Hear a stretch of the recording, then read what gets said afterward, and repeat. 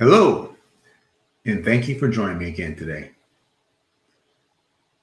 And I know that you're tired of hearing me say it, but it's just kind of become our tagline. The world has changed since we last talked, and the world has changed drastically. But we're going to stay focused on the COVID virus and what's going on with the COVID virus, not what else is changing in the world.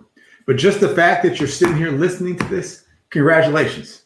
Because the world is changing so quickly that since the last time we talked, there are at least, in my calculation, 37,000 people who are no longer with us.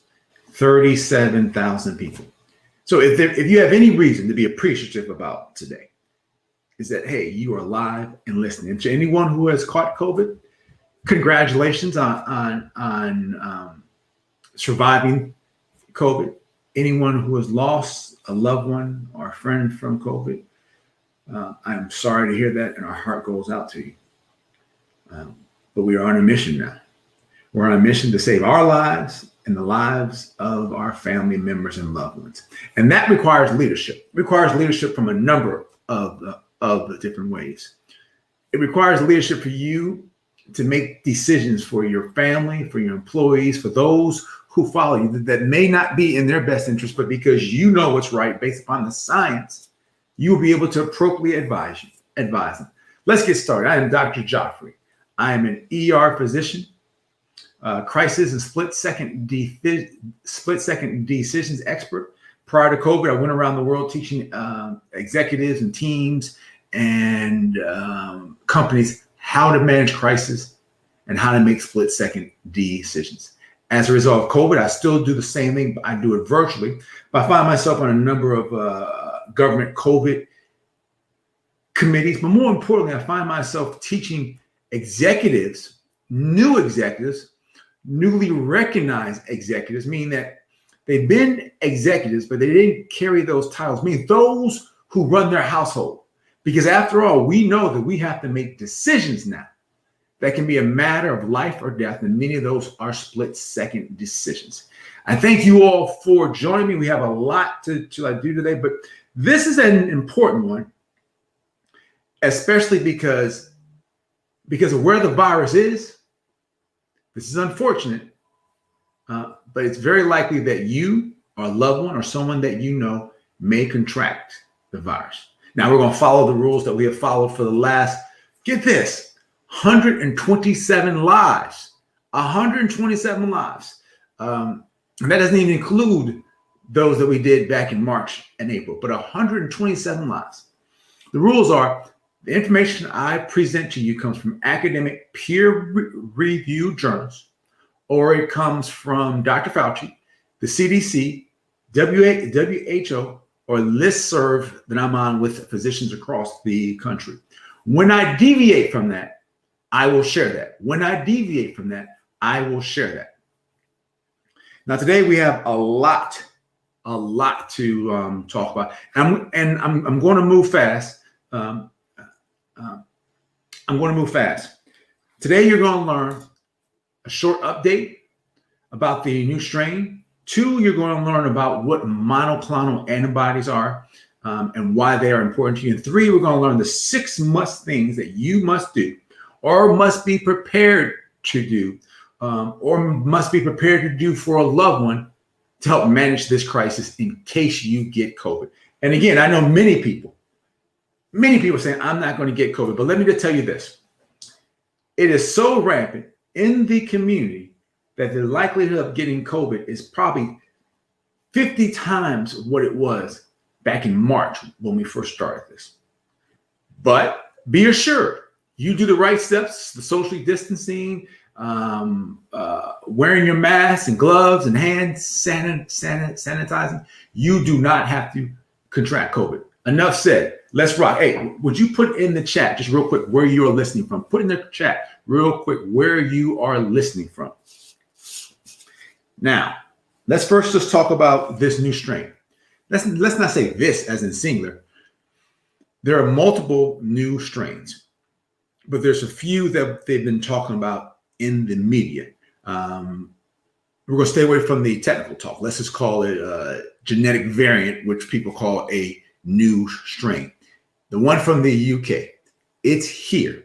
It's probably has been here for a while. They identified it in the UK back on September 17th. What we do know about it are a few things. It's more infectious, which means it's easier to contract, but it does not cause more disease death. I mean, it's more infectious. You can contract it, but it does not directly cause worsening symptoms or worse symptoms. However, because you are a listening audience and an audience who is here to learn and to spread it and to spread appropriate information, while this new strain, it's more contagious, it's not more lethal. However, let's back into that. If it's more contagious and more people are going to get it, it's more likely that more people may have negative outcomes. Does that make sense to you? Now, there's another strain coming out of South Africa, which is contagious, which is more contagious as well. They're concerned that it may be more lethal. That has not been proven. But let me set this bar for you so you won't get scared. Viruses change all the time. They call it, we call them new strains or mutations. We call them genetic variations. And that happens naturally. So don't be alarmed when you continue to see new genetic variations. Now, I know what you're about to say. Is the new vaccine going to work? Right now, the feeling and the signs say yes. Here's why, without getting into the science. When there is a mutation, it's a mutation on one protein. All right, one protein. Let's put it in different numbers. 99% of the virus is the same. 99% of the virus is the same. Hence, it's extremely likely that the vaccine is still going to work. You can get into more science, but that's the long and short. All right. Now, please go out and share it because the goal is to make you all super users, super educators, so you can go out and share that information. Number 2, we're going to do monoclonal antibodies. Monoclonal antibodies. These are key.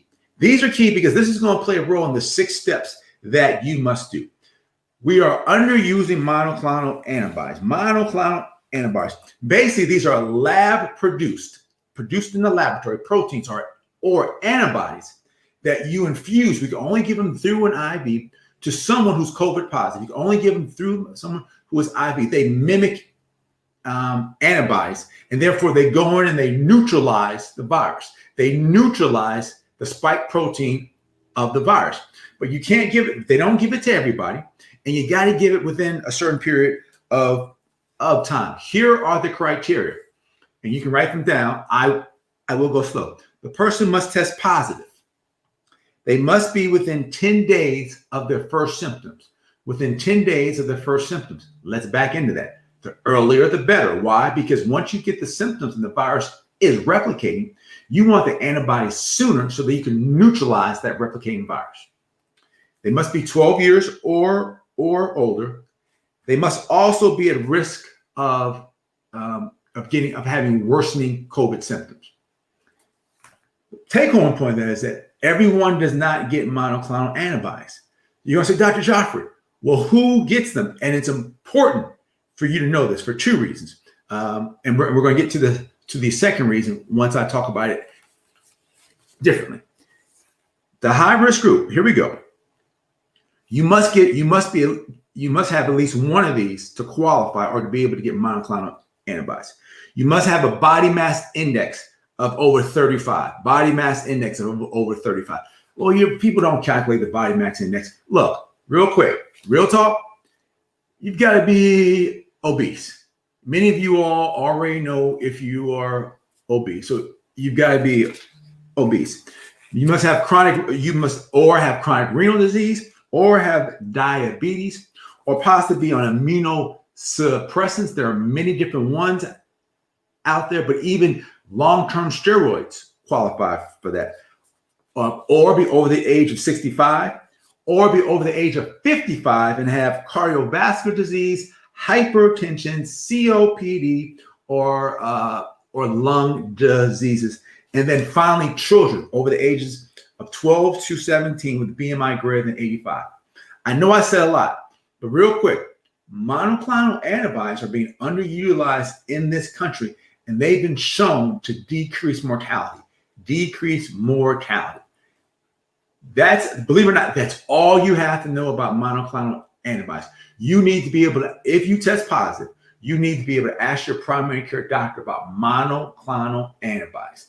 Monoclonal antibodies. They work, they help save lives. Most ERs do not give them. Why? They've got to be given through an infusion over a period of a couple of hours, and they're not available at every hospital. We're going to get to that. Now, this is why you chimed in. There are six things that you must do, or six things that I recommend that you do. Let me say it in a more legally safe way. 6 things that I tell my family and friends to do if we contract COVID. 6 things that I recommend you do. Because keep in mind, most people are going to treat at home. Here we go. Number 1, isolate in your own house. Create a sick room, a sick area. If you are able to have your own bathroom, that the COVID positive person should have their own bathroom and their own area. That's got to be the sick space, because just because someone in your house is COVID positive, many studies have shown if you do the right things, you can keep everyone else in the household safe. So isolate them, give them their own room that no one else enters, and their own bathroom that no one else uses. Number 2, make sure you have over-the-counter cold medicine available, Tylenol, Motrin, the typical over-the-counter cold medicine. Oh, I forgot to say this. Pause. Nothing I say should be taken as medical advice. This is just for information purposes only. I highly encourage you to seek medical advice or to talk to your healthcare provider. What I'm saying again is this medical information is not meant to be used as medical advice. There we go.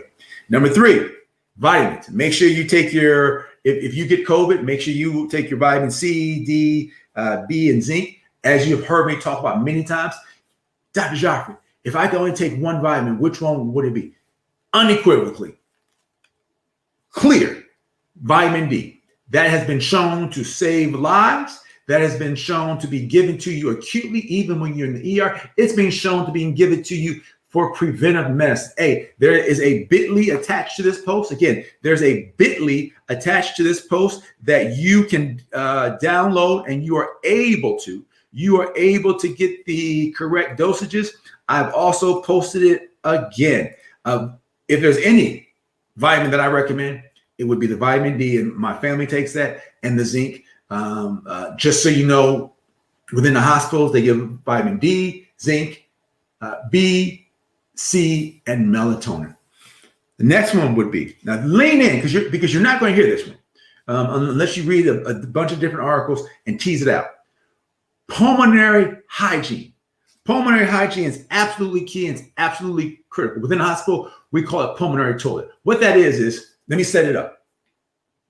Unlike when you get the flu, you want to go and get in your bed, get all warm and cuddly and lay there and relax until you feel better. When you get COVID, no. You want to be as active as possible. Why? Where does COVID want to go? It wants to go to your lungs and create havoc. Therefore, you want to have plenty of pulmonary hygiene. I mean, you want to be up and moving around as much as possible. I know that you don't feel well, but as long as you can be up and moving around, great. The other thing that you want to do is you want to buy yourself a pack of balloons. Blow them up 3 to 4 times an hour. 3 to 4 times an hour. No, this is not any magical medicine or witchery. No. What that does, within a hospital, we use an incentive spirometer for that. But the purpose of blowing up a balloon is to open the lower airways within your respiratory tract. It helps build pressure so you can open the lower respiratory airways. We use it in the hospital. We just don't use balloons. We use incentive spirometers. And then when you sleep, Or when you lay down, you want to lay prone, lay on your stomach, not on your back. You want to lay on your prone, you want to lay prone as much as possible. You say, Dr. John, you just tell us stuff. No, real quick.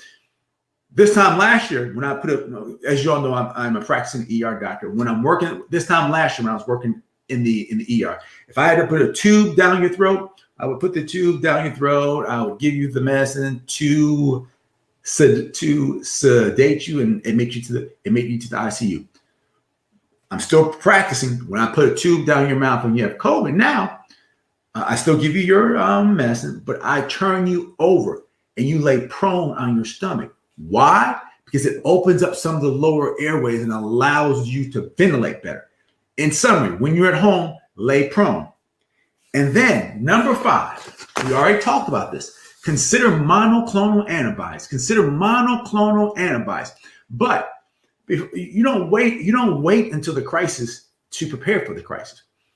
Find out now. When you get off of this call, find out now, Google, where are the monoclonal antibody centers where you live? Google that so that you know where you need to go. Now, mind you, you don't figure out you have COVID and therefore you like go there. You've got to go through your primary care doctor. But not every hospital has monoclonal antibodies, or not only they have them, they don't deliver them. But every state has a couple sites. It's important for you to know that. Again, the indications, how you even, the reasons why they would give them. You must test COVID positive first. Your symptoms must have been within 10 days. We already talked about it. The earlier that you can get the monoclonal antibodies, the better. Must be 12 years or older, and you must be one of those who's at risk of having a negative outcome as it relates to COVID. Number 6, let me be clear. I'm not a fan of this, but I get it and it makes sense. The risk benefit makes me recommend it. A pulse ox. If you want to buy a pulse ox, you can get it on Amazon. Pause. I'm not recommending a particular one.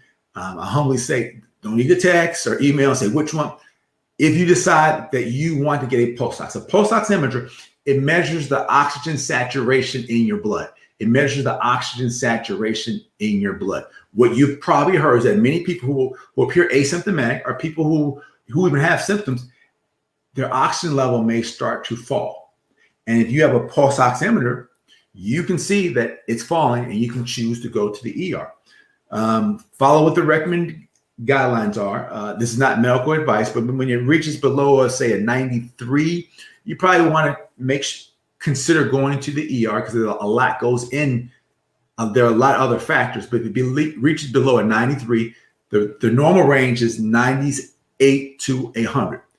FYI, put on my ER hat. When working the ER and you're COVID positive and you come in, I may send you home with a pulse ox of 92%. This time last year, I would have never have done that. You said, well, I'm giving you contradictory information. No, when you come to the ER, I've had a chance to evaluate you, look at a number of other different factors. A pulse ox is just one piece of data point from a set of multiple data points. But if you choose to have a pulse ox in the house, that's not unreasonable. Just so you know, we don't have a pulse ox in our house. But what I've been reading from a risk benefit point of view, it does not hurt. I hope that helps. I would encourage you again. I've attached a bit.ly where you can get the dosages that we talk about. But I highly encourage you. This is the time to be kind. This is time to look out for one another. This is the time to protect yourself and your family. So show some leadership. Protect your family. There's some things you may have to tell your little teenager, no, you can't do. There's some things you may have to tell your employees, no, we're not doing it that way today during this period of time. Look at it this way. Look at it this way. This is football playoffs. We're in the fourth quarter of the playoffs. Fourth quarter. We've already made it through the first 3 quarters, and we're still in it. We're in the fourth quarter. If you have not contracted COVID or you have survived COVID, don't give up now because we're almost there. The vaccine is here. The vaccine is going to save lives, but we've got to get through this dark dark period that we are about to go through. And I've had a recent friend who, doctors don't know everything, or we don't do everything right, who went and got his COVID shot, dropped his guard, and went and contracted COVID and spread it to other people. You said, well, how does that happen? Once you get your shot, you don't even build up antibodies for it for about 4 weeks. You don't build up antibodies for about 4 weeks. And then you're only about 60 to 80% protected, depending on which one you got. And we only have Pfizer and Moderna available. And then you've got to get that second shot. So that's why you can get a shot. You can get vaccinated and still get COVID. What is my point? Look, we've made it this far. Hang in there. Don't drop your guard. I've said this a bunch of times, but marketing has said you need to repeat things to people 6 times for them to hear it. So this will be my 3rd time saying it on the show. There are 5 places that are accountable for 80% of COVID transmissions. Restaurants, bars and cafes, that's just 2. 3, hotels.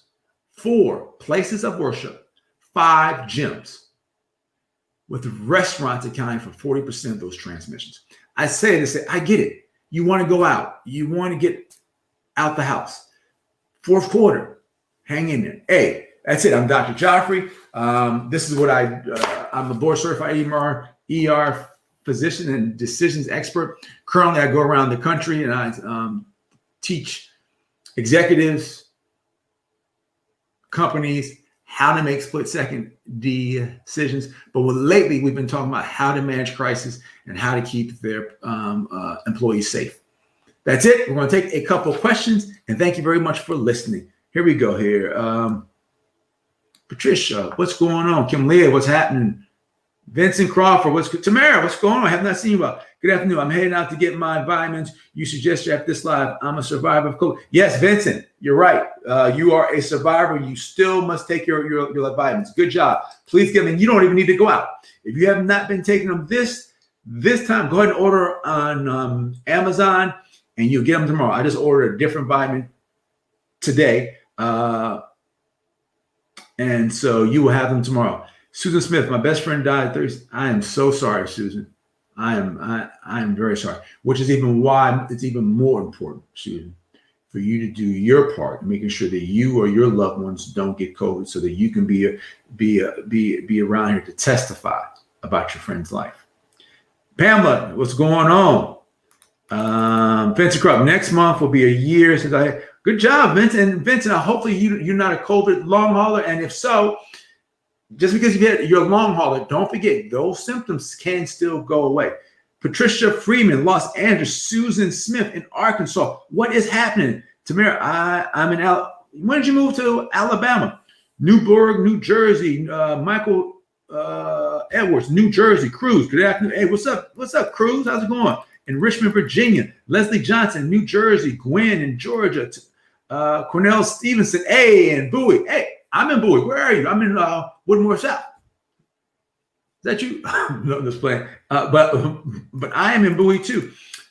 Cruz Lungs. Alicia, I got the Moderna vaccine last week. Great job. Great job.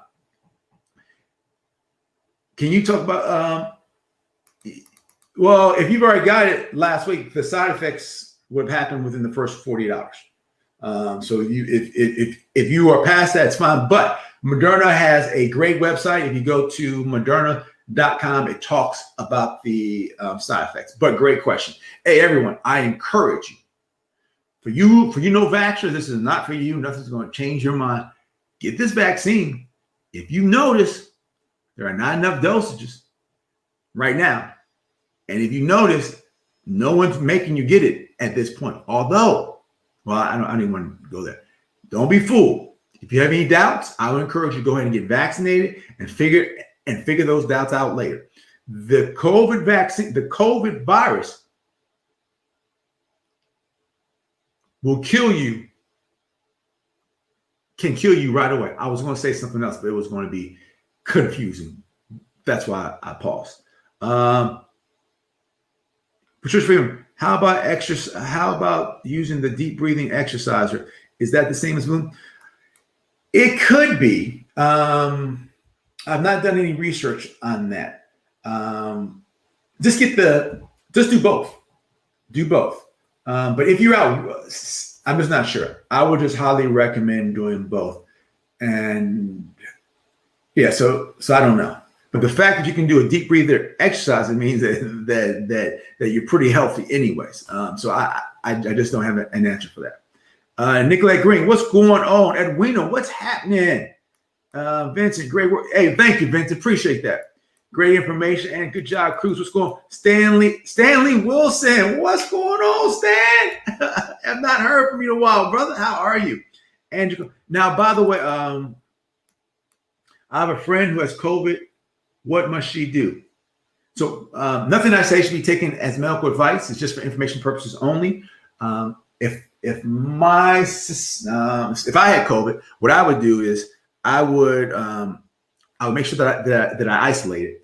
I would take 50,000 units of vitamin D right away. I'm not recommending that to you. That's what I would do. I would make sure that as long as I can walk and get around, I would exercise as much as possible. Yes, I said exercise. Look, the take-home message from this COVID is different. You want to exercise those lungs. It's called pulmonary toilet, pulmonary hygiene as much as possible. For those of you all who are not listening, listen, because you may not have COVID or someone you know may have COVID, but let's back into this. There are new strains which are more infectious, which means that more people are going to get COVID. You need to be ready. Don't forget your vitamin, the bit.ly attached to this. It tells you about the different dosages as well. And don't forget, sleeping prone helps as well. So far, what we said that we were going to talk about an update about the new strain, and we've done that. We've talked about monoclonal antibodies and the fact that you should call today, Google now, wherever you live, and find out what are the monoclonal antibody sites. I did a few places for different people. You may have to look into some of the articles that come up when you do that for your state. The people who they give monoclonal antibodies must have at least one of these. They must have a body mass index of over 35, which means that they must be obese. And don't get technical about it. If you know whether that you are obese or not. Have chronic renal disease, diabetes. They must currently be on immunosuppressive treatments. Be over the age of 65, over the age of 55, and have cardiovascular disease, hypertension, or COPD, and between the ages of 12 to 17, they must have a body mass index of over 85. Look, know these. Many ER physicians, we don't know these. And don't judge us. Here's why. If our hospital is not a part of it, or we don't have access to hospitals who even have it, there's so much other literature that I could see us missing it. The only reason why I know this is because A, I lied to you all. B, I've had a few friends who were in ERs or who had COVID, and they had some questions about some monoclonal antibodies. The ER doctor did not know. I don't fault him for that. So it's important for you to be your best advocate. And again, they will not highly likely not give you those in the ER. So that should not be the expectation. The expectation should be for them to be able to tell you where you can go. And it doesn't have to be on that night at that time. It should be as soon as possible, though. And let me see here. What branch? Whatever brand you recommend. Whatever branch is like cheaper. I'm not being flippant. That's how I purchase my vitamins. Cruz, I'm so sorry about your 2 family deaths in December. Because we're going to end this soon. I don't want to end on that note. Someone put a few comments in there about some people who have survived COVID.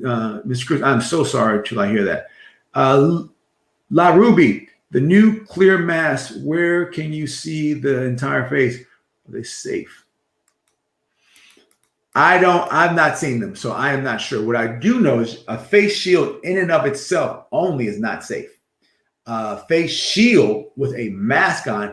So first of all, the first priority is a mask.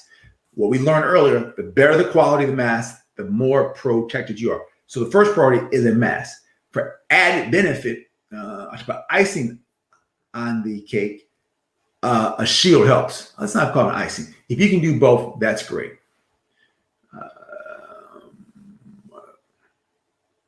Wife had her first dose. Good. Do you know of the doctor who passed away from the vaccine? Yes. So everyone needs to be very clear. By the way, my heart goes out to that doctor. Unless something's come out in the last 24 hours. And we've talked, I've been on a few different stages about this and talked to my colleagues and have read about it. Yes, there was a doctor who died 2 weeks after getting the vaccine. We don't have any correlation yet. I'm sorry that he died, but he died 2 weeks after getting the vaccine. Let me package it this way. In the Moderna trial, there were no deaths as it were related to COVID, but are you aware that 9 people died who 4 of them received the control and 5 of them were just part of the experimental group, but they died from a number of different reasons. 1 was murdered, 2 were hit in a car, 2 were hit by a car, 1 had a heart attack, another natural causes, and 1 of them thrombocytopenia, not related to like COVID. What is my point of saying that? They've injected 11 million people across the world so far. In medicine, we don't make judgments off of 1. There's got to be a pattern. How do I use it? How do I use it in my medical thought process? I'm 100% highly recommending to my family and friends to get vaccinated. 100%. There are no reports. Okay, good. Angela and Dr. Kenzo, how are you?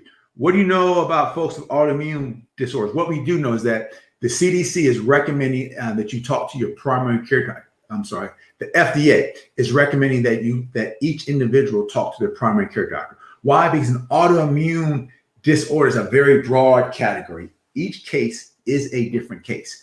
So a conversation with your primary care doctor, and you may qualify for it. But the FDA has not said, if you have autoimmune, you don't get it. Similar to pregnant women. The FDA has said, hey, talk to your OBGYN and you all can make a decision. And if you choose to get it, it's available for you. Hopefully that helps, Dr. Kinslow. But not every autoimmune disease is the same. So again, it's a case-by-case basis, but it is available if after that conversation with your primary care doctor, you all choose to get the vaccine. Dr. Kinslow, thank you very much. And Dr. Kinslow, I saw you on that national stage. Was it last week? Today's great job, Dr. Kinslow. Here we go. Regarding the vaccine and not being part of trials, I've answered. So I think you're asking about what about regarding vaccine and not being part of trials. I'm not sure what to advise, but the CDC has not said no. And so autoimmune. So let me tell you who was part of trials. People with chronic lung disease, cystic fibrosis, ITP, cardiac disease, severe obesity, diabetes, liver disease, HIV. So a number of people were a number of different disease entities or processes were a part of this trial. I don't have a clear answer to it. And by the way, let's be clear. A lot of questions we don't have clear answers to. Why? Because let's not view the world. I'm talking about to the general audience. The world is different from what it was this time last year. We're in a crisis. Crisis required a different mindset. It requires us to take different risks. There you go. Angela Lupus. Don't know, Angela. I'm sorry. I don't know. And yes, Angela Kinsler was on Hoda and Jenna. Gwen Knight writes, my 18-year-old son is a survivor. Isolation works. As soon as we know he was positive, we locked him up for 10 days and remaining family members remain COVID-free. Very good. That worked very well. I've had a few friends as well whose kids usually teenagers, because we know how they roll, became COVID. They contracted COVID and they were positive, and they were able to keep the rest of the family safe. And these kids, I know, they actually they got to play. They enjoyed their being COVID positive for that period of time, because everything was order out, no contact in the room, so forth and so on. We've got to find an upside to everything. We've got to find an upside to everything. What is clear? And by the way, someone's going to mention, well, Bell's palsy. Bell's palsy is when there's 4 people, and there's, as a result of the vaccine, some people think that some people think Bell's palsy is tied to the vaccine. We're not sure, but some people who've gotten vaccinated, they had temporary facial paralysis. That was not a stroke. Bell's palsy, we see that outside of vaccines. If I work this year for the entire year, I may see 4 to 10 of them that are out, so that have nothing to do with COVID. What is my point? COVID will cause more deaths daily than any type of Bell's palsy. COVID will cause more deaths daily than any type of Bell's palsy. All right. And that is it, everyone. Again, are you doing amazing service to the community? Hey, thank you, Andrew Kinslow. Thank you very, very, very much. Hey, this was a little bit longer than what I thought, but let's be clear. We are reaching a different point. Things may appear bleak for the next couple of weeks, but now that the vaccine is here, things will slowly improve. I am anticipating that movie theaters may be open this time. This is my guess. May, June, depending on where you live. I'm anticipating that we'll start going to restaurants again soon. But in the meantime, be as safe as you possibly can. Look out for others and be sure to do something kind for others. I'm Dr. Geoffrey. Be safe. And you can go to my website, splitsecondDecisions.com. I know what I'm saying. And please be sure to follow me on Instagram. Please be sure to follow me on Instagram at Dr. Geoffrey. At Dr. Saving Lives. Dr. Saving Lives. You can follow me at YouTube and get these recordings on YouTube at YouTube /Dr. Geoffrey. Be safe. I will talk to you soon.